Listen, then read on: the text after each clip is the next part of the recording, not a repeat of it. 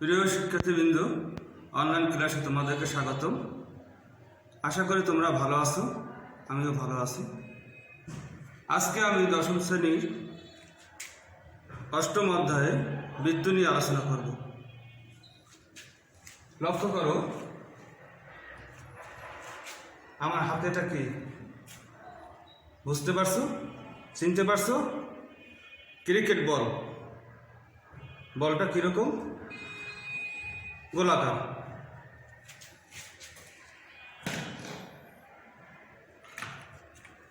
আর একটা বস্তু দেখো, এটা কি? বাচ্চাদের খেলনা। খেলনায় চারটা চাকা আছে। চাকাটা কিরকম? গোলাকার।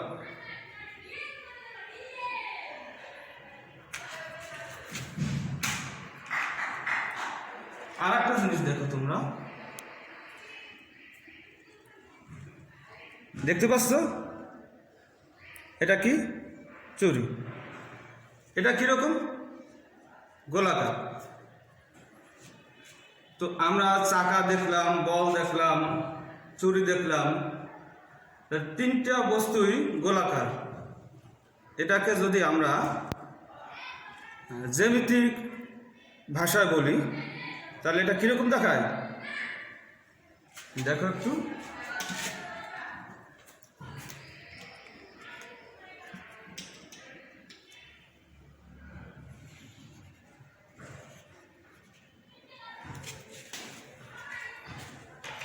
কিরকম দেখায়? বৃত্তাকার। তাহলে আজকে আমি বৃত্ত নিয়ে আলোচনা করব।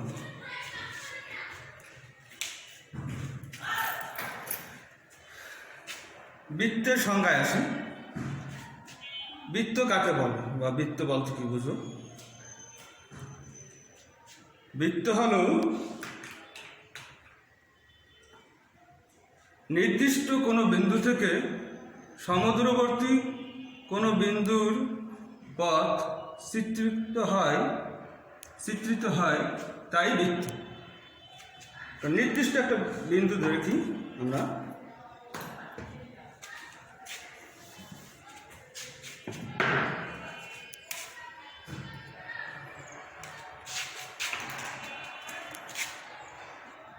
মনে করি একটা নির্দিষ্ট বিন্দু,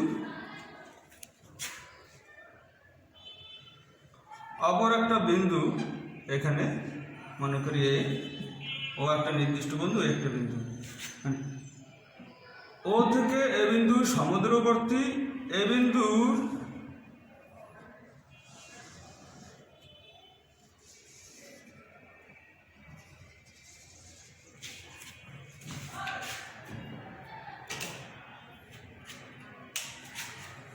ও বিন্দু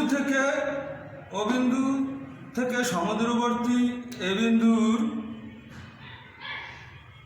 সঞ্চার পথকে বা সমদূরবর্তী আবদ্ধ পথকে বৃত্ত বলি।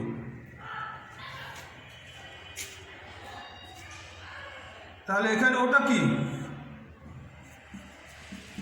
ও বৃত্তের কেন্দ্র।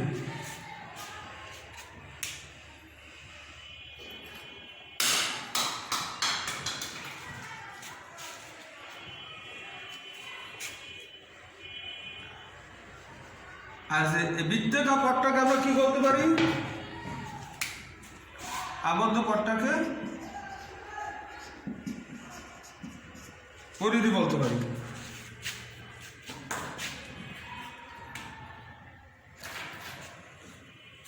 ও থেকে পরিধি পর্যন্ত দূরত্বকে বৃত্তের ব্যাসার্ধ বলে। ও থেকে, ও কেন্দ্র থেকে, অর্থাৎ কেন্দ্র থেকে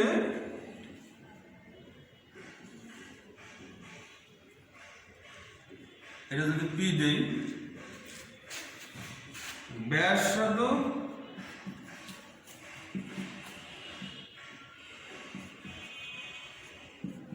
কেন্দ্র থেকে পরিধি পর্যন্ত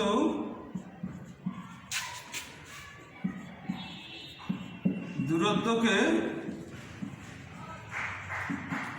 ব্যাসার্ধ বলে। চিত্রে ওপি ব্যাসার্ধ। একটা বৃত্তে অসংখ্য ব্যাসার্ধ আঁকা যায়। আমি কেন্দ্র থেকে এখানে নাম দিয়ে যদি এম এন পি, তাহলে ওপি ওএন ও কিউ ওএন ওপি ওএম সবই কি ব্যাসার্ধ। আরো অসংখ্য ব্যাসার্ধ আঁকা যায়। ব্যাস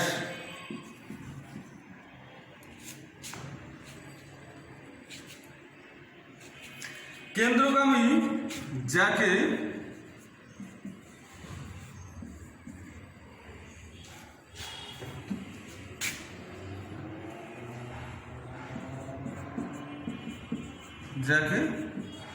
ব্যাস বলে, অর্থাৎ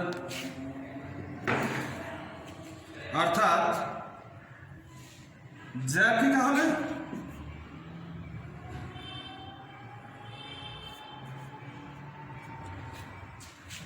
যা হয়েছে পরিদিষ্ট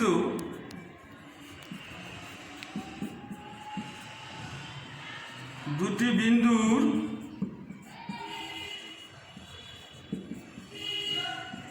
সংযোগ রেখাকে যা বলে।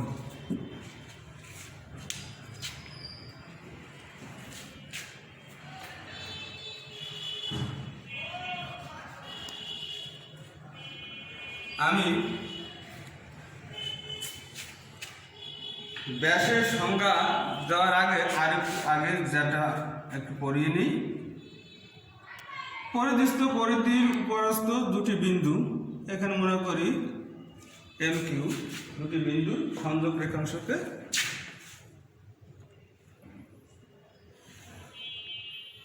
যা বলে। তাহলে এরকম অসংখ্য যা আঁকা যায়, কিন্তু ব্যাস হবে এমন একটি যা কেন্দ্রগামী হতে হবে। ব্যাস হবে এমন একটি যা কেন্দ্রগামী হতে হবে। ও কেন্দ্র এন কে, তাহলে চিত্রে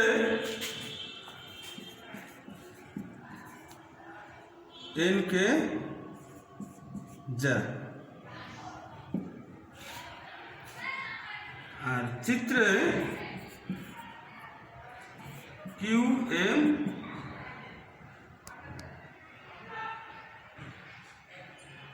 দুঃখিত, চিত্রে এন কে ব্যাস এবং চিত্রে কিউ এম যা।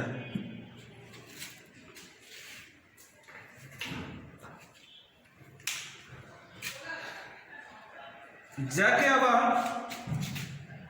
এই যা থেকে ব্যাসার্ধ থেকে কেন্দ্রগামী যাকে ব্যাস বলে।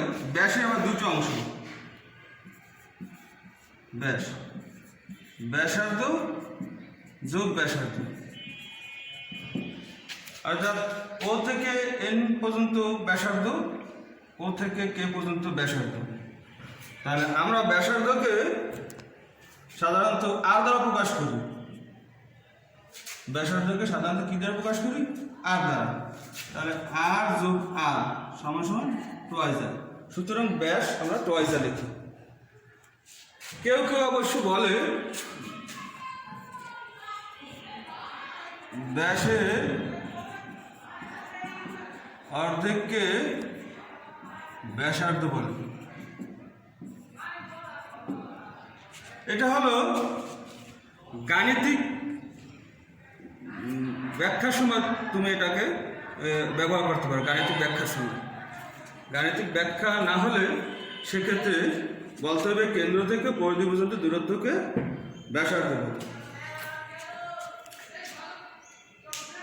এরপর আমরা বৃত্তের চাপ নিয়ে একটু দেখি।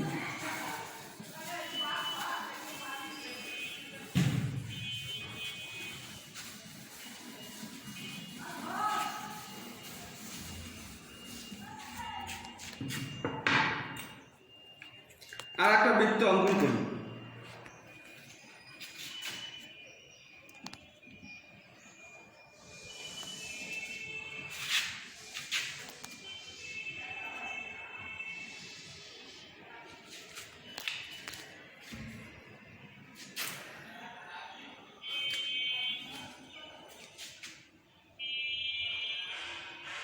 পরিধির যে কোনো অংশকে চাপ বলে। এই পরিধিকে অসংখ্য যদি ক্ষুদ্র ক্ষুদ্র ভাগে বিভক্ত করি, তাহলে এক একটা এখানে যদি এ দিই, তাহলে এ বি, চাপ এ বি, চাপ এ বি, এরকম সমান সমান বিপি সমান সমান পি কিউ সমান সমান কিউ আর সমান সমান এ আর, এই সবগুলোই চাপ। তাহলে চাপের সংখ্যাটা কি?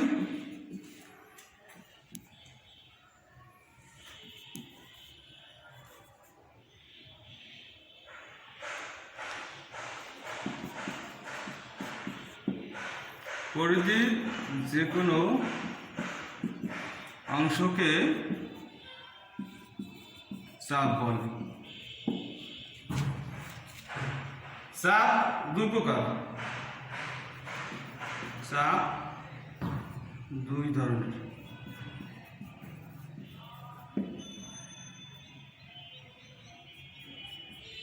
একটা হচ্ছে উপচাপ, আর একটা হচ্ছে অধিচাপ।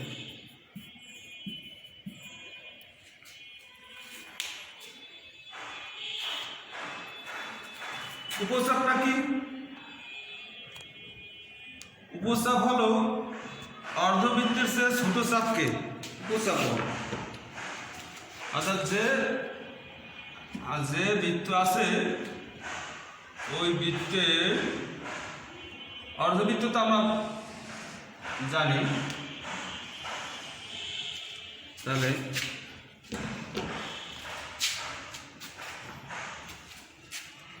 অর্ধবৃত্তের চেয়ে ছোট চাপকে,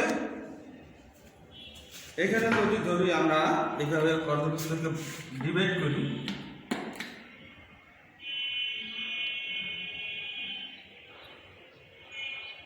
এই বরাবর, তাহলে এটা হয় অর্ধবৃত্ত। আমরা যদি এভাবে চিহ্নিত করি,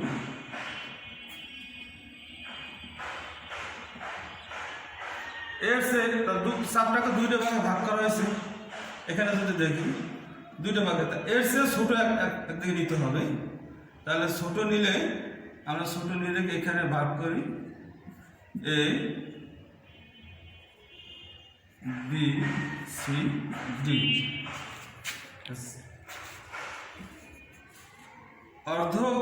অর্ধবৃত্তের চেয়ে ছোট চাপকে উপচাপ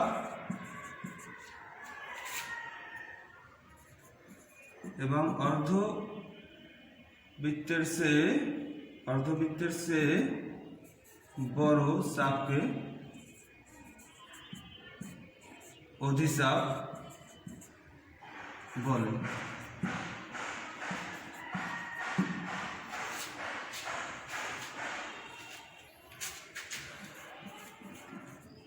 চিত্রে এ সি বি উপচাপ এবং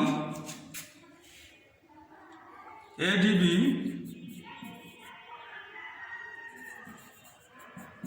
অধিচাপ।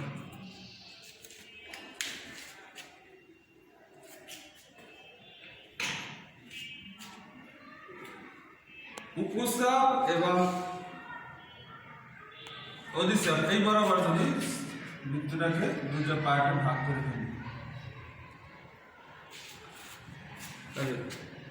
উপচাপ বৃত্তে অন্তর্লিখিত কোণ হলো স্থূলকোণ। উপচাপের অন্তর্লিখিত কোণ, অর্থাৎ এটাকে যদি এ বিন্দু আর সি বিন্দু, বি বিন্দু আর সি বিন্দু, এখন এটা অন্তর্লিখিত কোণ হচ্ছে এসি বিন্দু।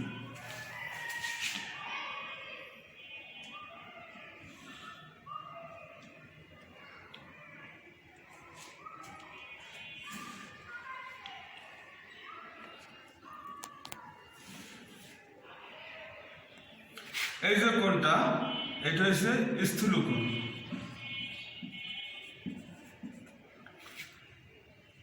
আর অধিচাপে অন্তর্লিখিত এটাকে যদি ডি বিন্দু এখানে ধরি,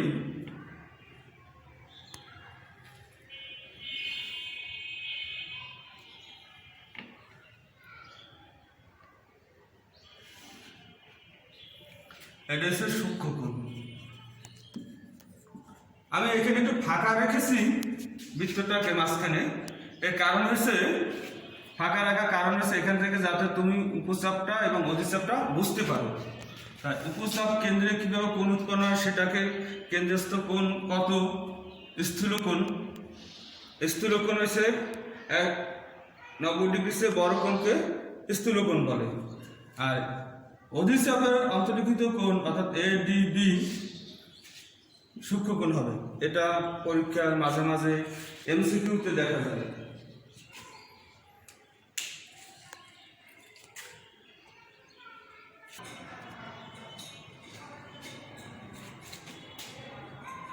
এবার আমরা বৃত্তস্থ কোণ এবং কেন্দ্রস্থ কোণ নিয়ে একটু আলোচনা করব।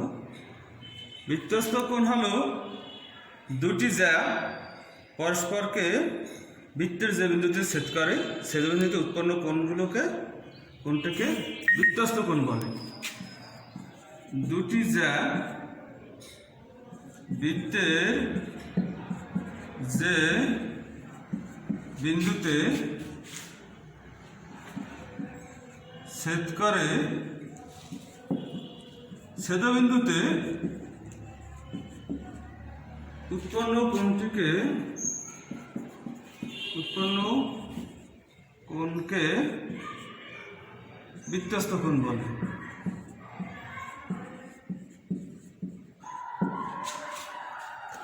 মনে করো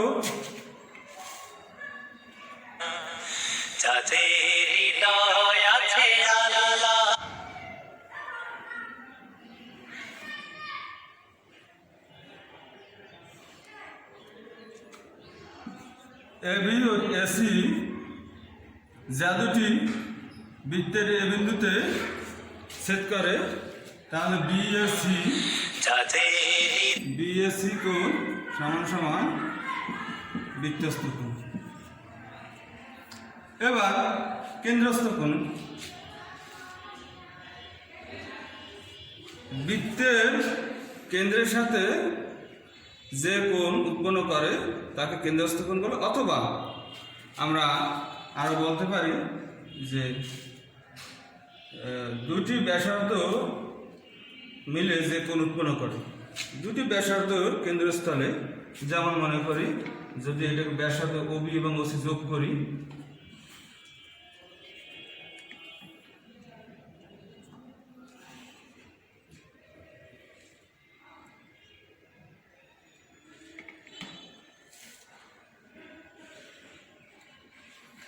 তাহলে বি ও সি কোণ দুটি ব্যাসার্ধ ওবি এবং ওসি মধ্যবর্তী যে কোণ উৎপন্ন করে তাকে বলা হয় কেন্দ্রস্থ কোণ।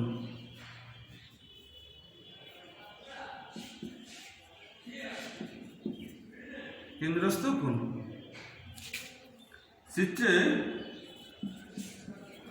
চিত্রে বি ও সি সমান সমান কেন্দ্রস্থ কোণ। সংজ্ঞাটা কিভাবে লিখতে পারি যে দুটি ব্যাসার্ধের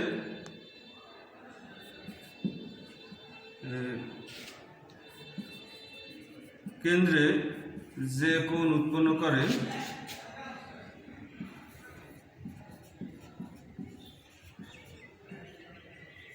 তাকে কেন্দ্রস্থ কোণ বলে। বৃত্তস্থ এবং কেন্দ্রস্থ কোণের মধ্যে একটা সম্পর্ক আছে, সেটা হলো কেন্দ্রস্থ কোণের পরিমাণ হবে বৃত্তস্থ কোণের দ্বিগুণ।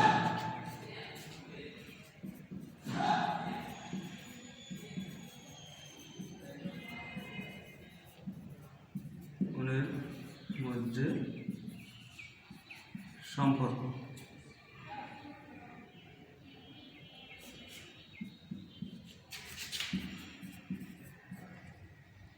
কেন্দ্রস্থ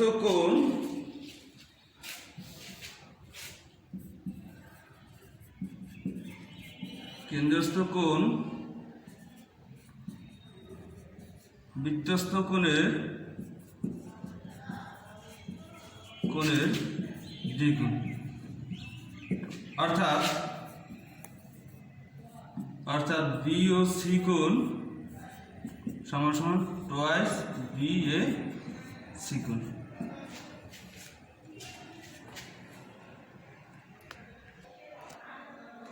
তাহলে আমরা বৃত্তের কেন্দ্রস্থ এবং বৃত্তস্থ কোণের মধ্যে কি সম্পর্ক তা জানতে পারলাম। আশা করি তোমরা বুঝতে পেরেছো। তাহলে আজকে আমরা এই বৃত্ত থেকে আজকে পাঠ আমরা কি পর্যন্ত আগাচ্ছি সেটা হলো বৃত্তের সংজ্ঞা, বৃত্তের ব্যাস, ব্যাসার্ধ, জ্যা, পরিধি, চাপ, বৃত্তস্থ কোণ, কেন্দ্রস্থ কোণ এবং বৃত্তস্থ কোণ কেন্দ্রস্থ কোণের মধ্যে সম্পর্ক। তো আজকে আমার পাঠ এই পর্যন্তই। তোমরা ভালো থেকো। আগামী ক্লাস দেখার আমন্ত্রণ জানিয়ে আমি শেষ করছি। ধন্যবাদ সবাইকে।